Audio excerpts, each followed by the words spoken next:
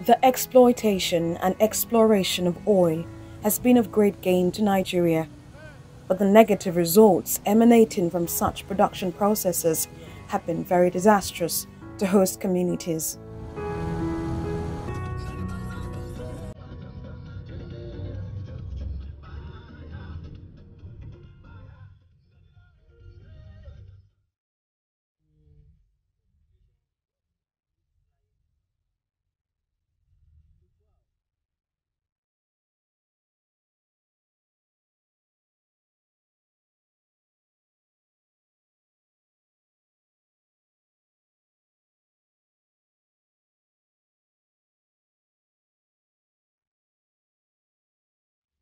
The truth is, as old as time itself, as old as the times when we discovered oil, the states that have been producing have been marginalized, and it is not much different in Akwa Ibom State. In Akwa Ibom, the difference is a lot of people they're more concerned about trying to survive, trying to, look to their next meal, or I don't think they're as conscious of the problems. I mean, they are aware, but they are not as conscious of what comes in. For example, the federal government sent in a refund of, I think, $3.3 million to Rivers and Akwa Ibom State. I think Akwa Ibom State received 171 billion naira. And it's something that recently just came into light, and it happened a couple months ago.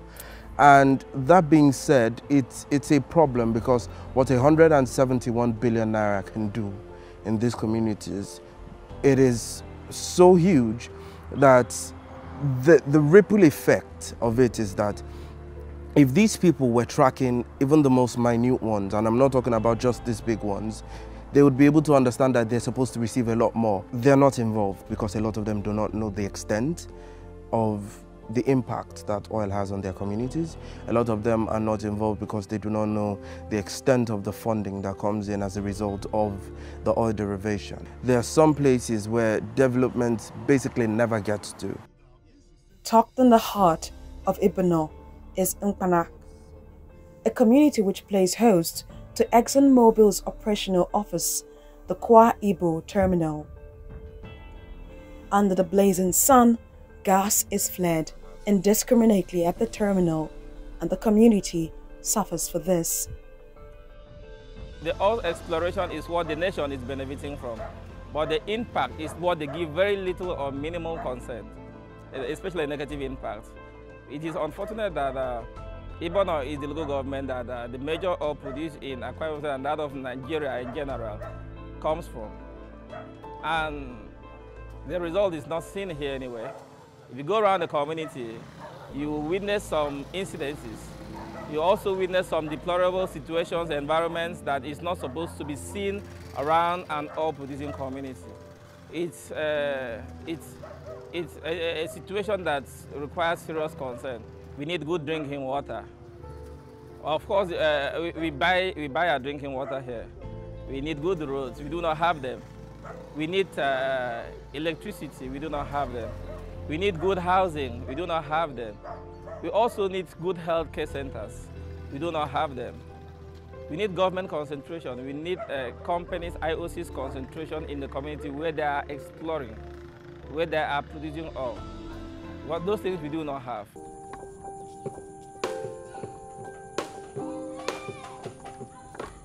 Through the stilts, I'm able to get further into Nkpanak community, where I get to see the smooth road. Locals tell me that a plethora of abandoned projects litter the community.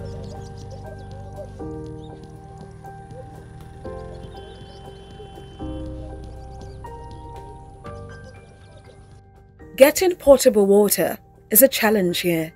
The water is simply not drinkable, and its presence in tanks changes the color. This rusty signpost is for a water treatment plant in Nkpanak. But the taps are dry. You see that water there? That was supposed to have been done by NDDC. The water there is not functioning. It has been abandoned for years. When you are talking about the custodian of abandoned projects, I think we will have a higher mark. Even though we have so many abandoned projects. The impact of this is also felt at the health center.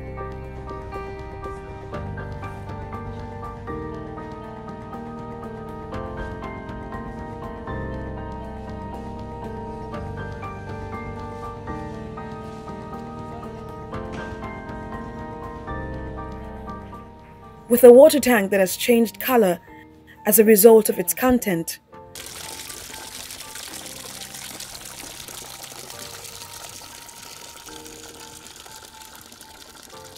So what do you do when you get water like this? How do you use it in the health facility? It's only for using washing other domestic proper utensils or things like that.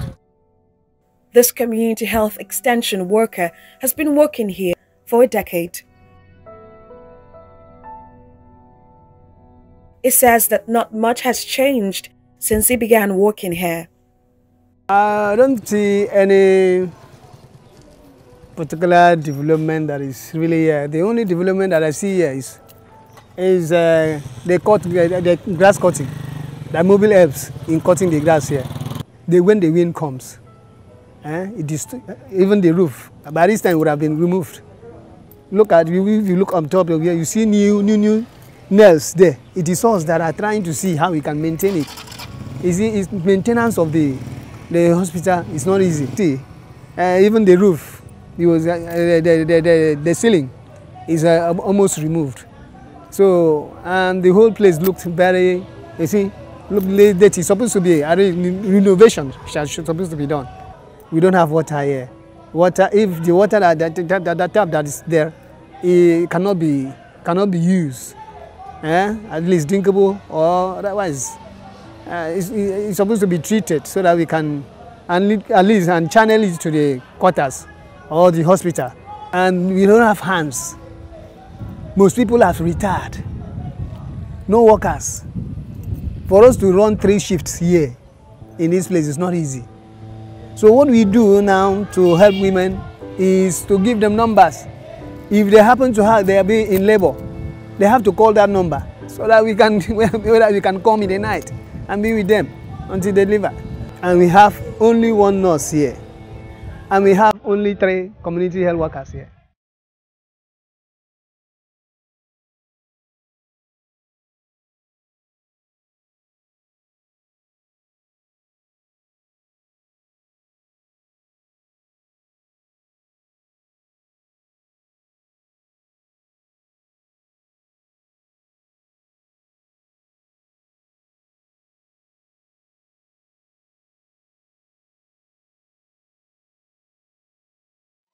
While a lot of activities go on around the facility, maintenance remains a big challenge.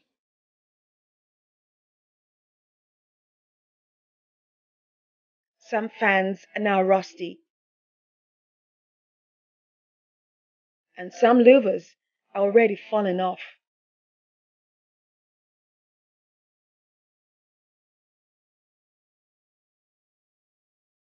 It is a big challenge for women who come here for health care.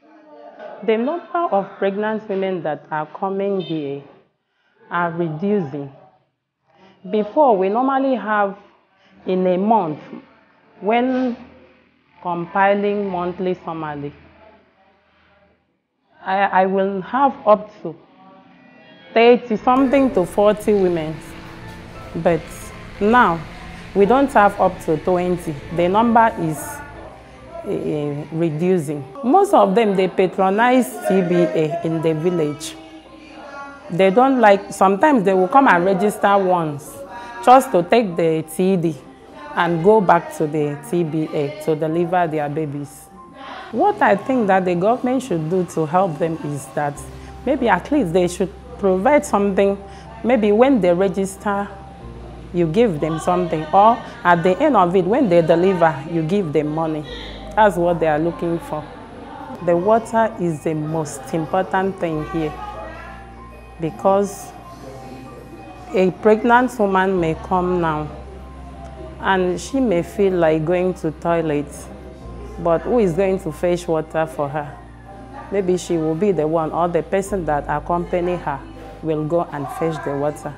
The most challenging thing that we are facing here is that water problem. I need government to connect the water so that when our women come here, they will use the water.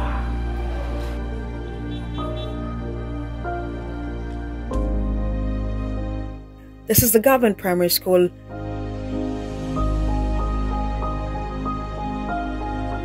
The only secondary school is located at the local government headquarters in Ukwenekang. But a lot still needs to be done to ensure a conducive learning environment.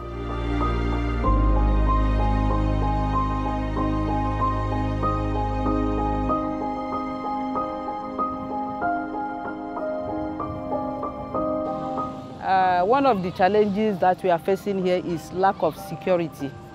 Both the day man and the night man we don't have.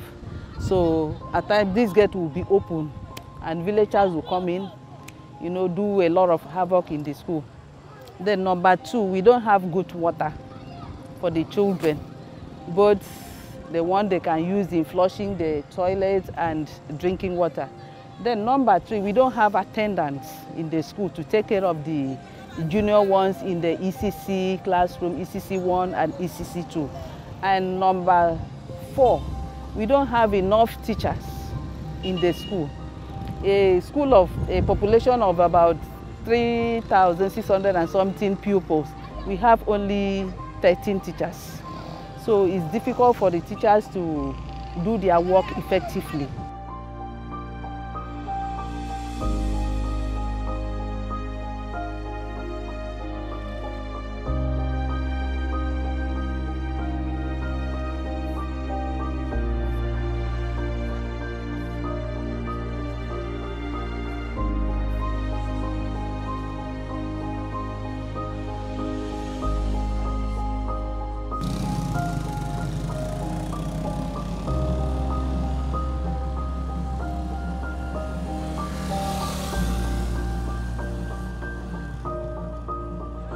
Good connected development has been one of those factors that has projected the challenges and the plight of the community.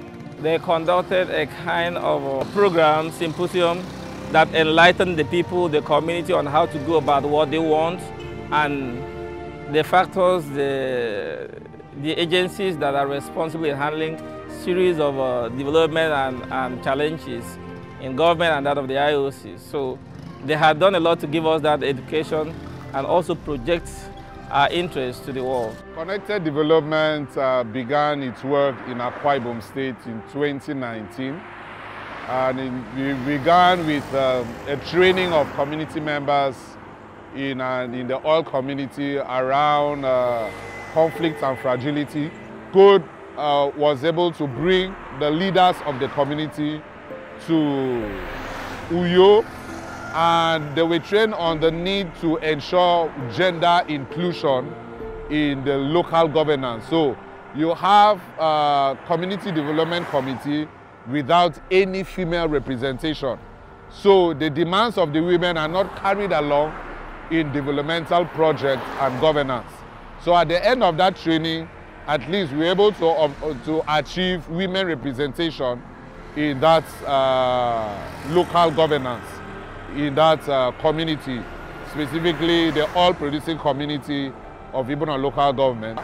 Connected Development was able to train the women on what they should do with this opportunity that has been given to them, how to galvanize the concerns of women, the girl child, and push for projects and developmental engagements for the women. So when they came back, they were able to establish Mpanag Women Development Association. So with that association, it is a legal framework that will help them to push and get developmental projects. So before then, that community did not have that kind of women structured organization that pushes for the demands of women. So Connected Development provided that leverage. For more than 2 years, Grace Akpan has been a chief amplifying the voices of women, children, and youth in the community.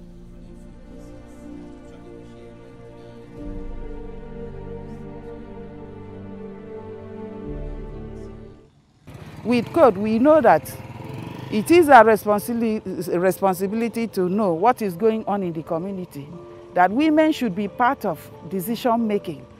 And code has also helped us to know that when we see a project, abandoned project, we should find out who is the person handling this project. Then we follow up so that such project can be completed. We've been able to talk to the village council, and we are now part of the village council.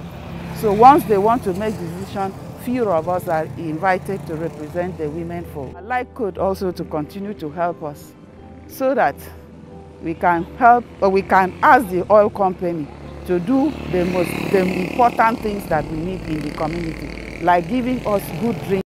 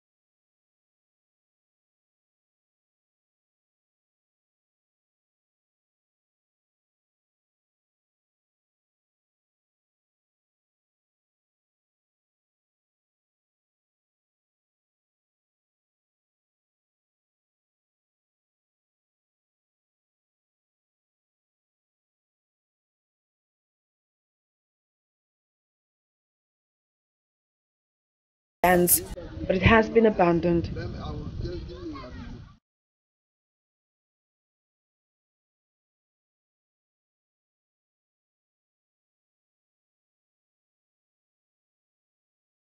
The overhead tank is nowhere to be found.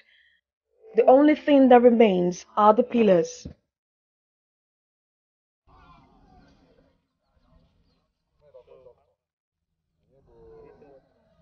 In Okoritak community, potable water is a luxury. The search for water is a long one they have lived with for years, with no solution in sight.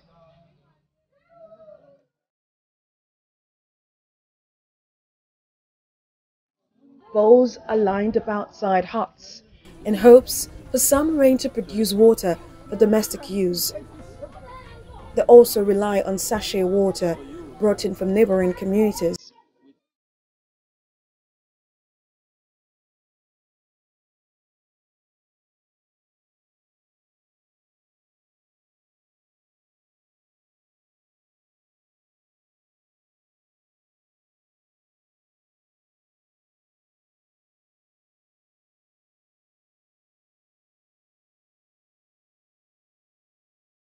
The community elders take us around the community.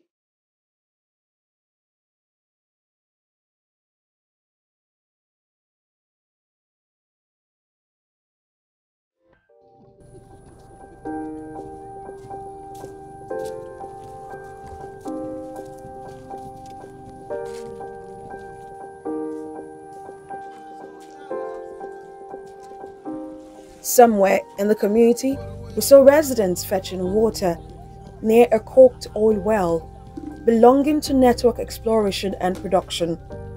This water is for drinking and domestic use, not minding its color and taste. Locals tell us that it is groundwater and it is the cleanest you can find in the community.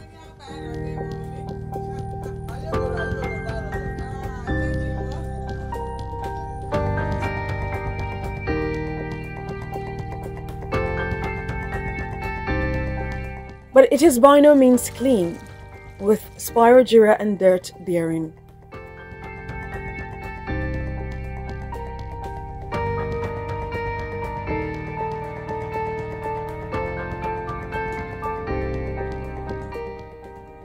This is what many community members have to live with.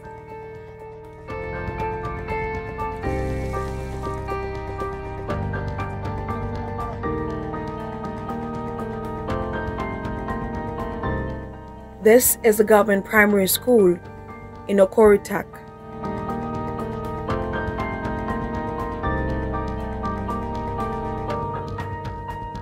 Since the inauguration of the 6th classroom block in 2011, it has remained this way.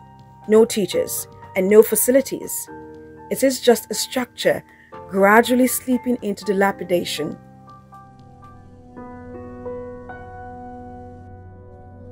Just like in Panak community, local fishermen are finding it difficult to cope in the search for fish.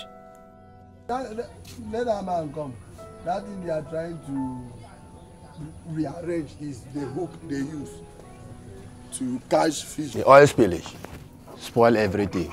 When we dey fishing, the oil spoil the water. There is nothing like fish. Even this hook, see as it look am now. You see my hand. The oil spillage full the water. When it's full the water like that, even the hook like this, it will spoil it. It mail it like this. Because the oil get power. The grow oil get power very well. And when the grow oil fall for water, there is nothing like fish for there at all at all. So now we are suffering much for where we dey fishing. So with the suffer now, well, we feel go there, buy fuel, repair engine. Now, engine costs well. If you cannot fishing, big well, get money, you cannot buy. Then because of the oil spill now, we feel hungry for our business. We go rent money now, go buy fuel, go see, come back empty. We dey go 2 times in a week. If you go fishing 2 times in a week, if you go Monday, come back Tuesday. We can't arrange them like this. We use 2 days to arrange them. The following day we go Friday, Saturday, the weekend. So we can, for sometimes, for that time where the oil no even flow for any place, we gain like 500,000. Sometimes we get with 1 million.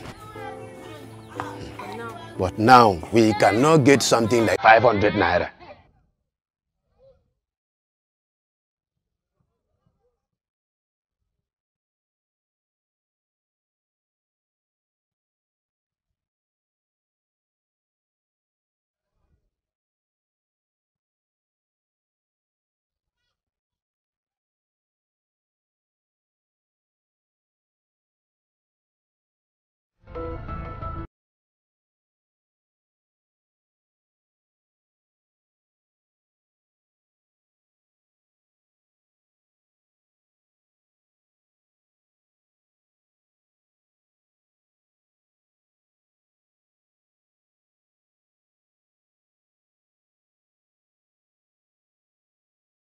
A road project meant to link communities in Ibeno local government has been abandoned for many years. Community members have no choice but to park their vehicles in neighboring communities.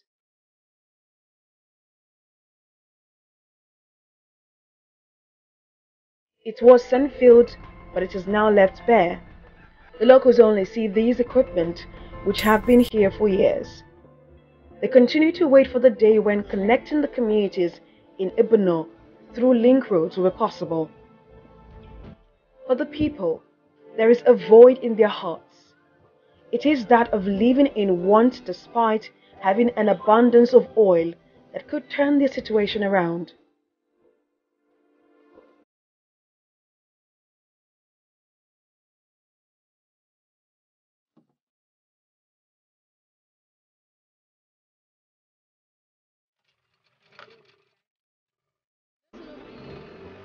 The sun is setting as we leave behind a community and a local government that seek help.